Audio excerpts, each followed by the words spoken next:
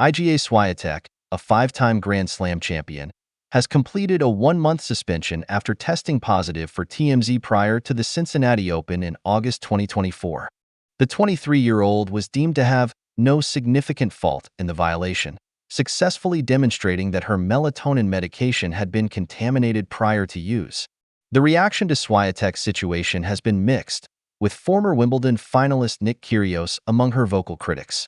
Kyrgios, who has also expressed disapproval of Jannik Sinner following the emergence of his case this summer, accused both players of attempting to play the victim. "Once you get caught, you can't act like the victim," Kyrgios stated on the Nothing Major podcast. He added, "It's nothing personal. What do I have that's personal against Iga Swiatek? I have nothing personal against Iga. Everybody should be able to play on an equal footing. I repeat, once you get caught, you can't act like the victim anymore. That's what frustrates me even more." In contrast, Swiatek has received support from her coach, Thomas Facet, who has previously worked with tennis stars like Kim Clijsters and Angelique Kerber.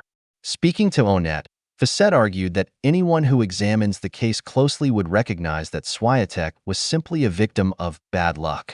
He stated, "There will always be negative opinions. However, I believe that anyone who has reviewed the documents Iga has shared will understand what transpired and see that it was just unfortunate. This can happen to any player. Those who are critical should be encouraged to look at Iga's report more closely to see if they have actually read it."